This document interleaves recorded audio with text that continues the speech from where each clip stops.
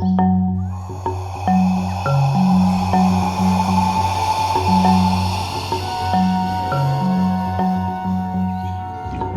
of weird. The word of weirdom. The Word of Weirdom. Revelation by and through the mind of an infant. Chapter. 7. The eternal perspective.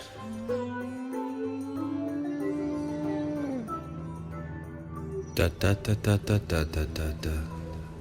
But there are other things about having been raised Mormon that I used to feel shame about that I don't anymore. I'm actually quite grateful for. Weird. Huh? Yes. Yeah, there are things that I'm thankful for.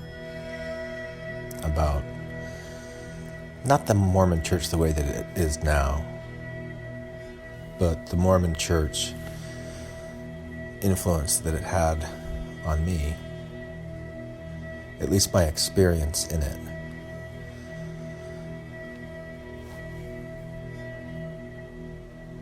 Because there's this term that I know makes a lot of people gag nowadays. Let's put it in the eternal perspective. If there's any kind of conflict or problem or trouble, if you chance to meet a frown, do not let it stay.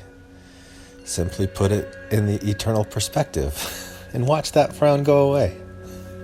Or something like that.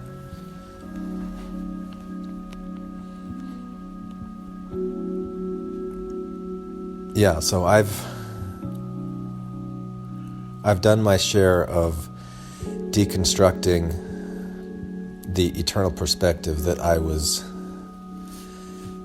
taught as a kid and what that meant to me. I've deconstructed that, and I've looked at what it did, like the function that it played in my life. And I think I've reconstructed something to take its place that is the same type of idea, but feels more true, feels more grounded in reality, the fabric of reality, because reality is... I'm going to be really interested to see what they do next month with this Matrix 4 movie. Because the idea of a matrix is really interesting, it's fascinating, and I think it's a beautiful metaphor for reality, because if you think about, what were we taught in school about physics and chemistry and biology? We basically live in a three-dimensional world of pixels that are like the most microscopic pixels, pixelated reality. Much like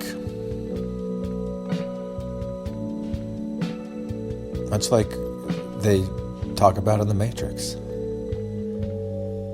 It's just that this matrix that we live in is created by self-organizing intelligences that follow what we call rules and laws of nature, these patterns and systems that create the fabric of reality. And so my body is made up of these pixels, but it's just such a small speck of everything that exists.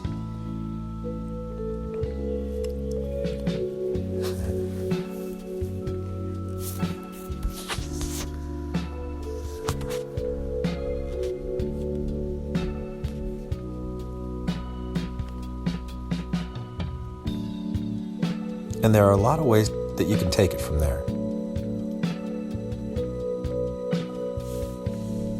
You could totally stick to only what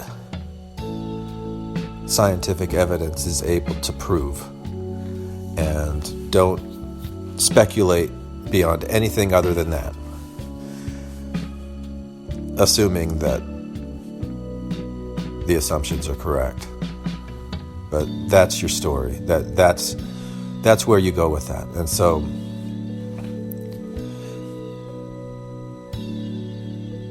you just think of it as all of these random, remote, teeny tiny pieces, like every single atom that has to line up exactly the way that it did in order for this planet to exist in the Goldilocks zone. It needs to be not too close, not too far away from the sun at the center of the solar system, have the perfect kind of atmosphere, and be able to maintain an environment of oxygen and have forms of life grow out of the planet and begin to evolve and become more and more aware of the environment around it and itself as a player in that environment,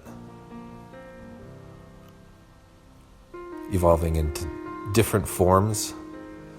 You know, like life plays all hands and it competes against itself for its own experience. I don't know, whatever it is that drives life forward. And that thing, that force of life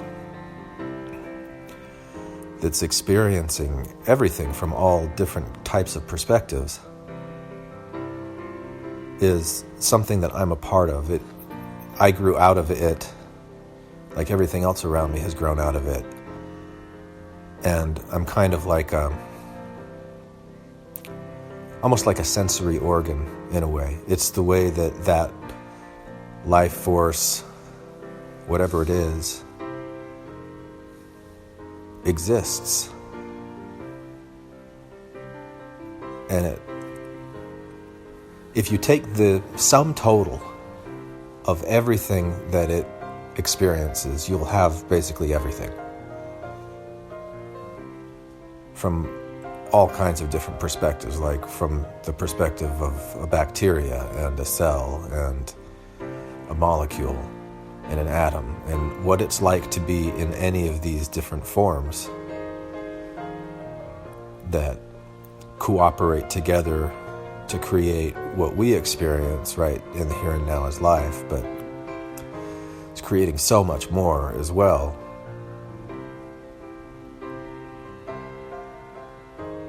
And I don't think that has strayed very much from what our scientific story is telling us about the way that the universe is expanding and yada yada.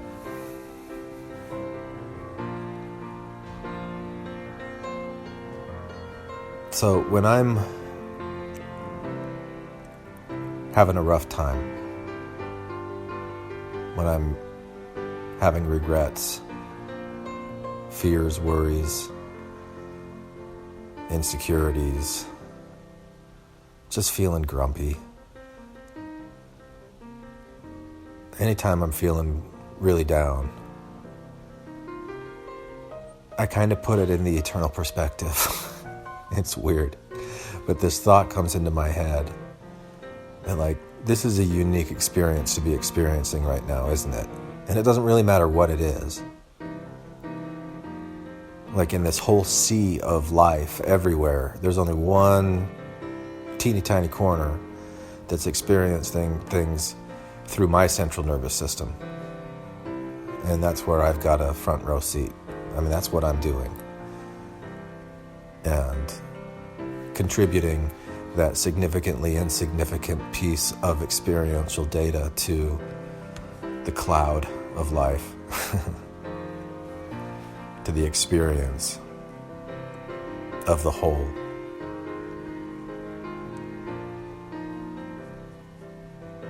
And so I guess that's kind of my Julie Andrews Sound of Music, a few of my favorite things. And then I don't feel so bad. And so I'm grateful for the Mormon Church for stretching my brain at a young age to kind of contour these neural pathways so that when similar types of belief systems with similar types of function come along but can line up a little more closely with the way that I understand what science is telling us about the nature of reality.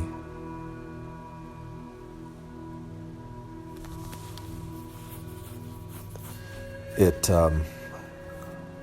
makes it a little easier to get through each day. And so I'm thankful for that, Mormon Church. Weird, huh? Thank you for listening to Infants on Thrones.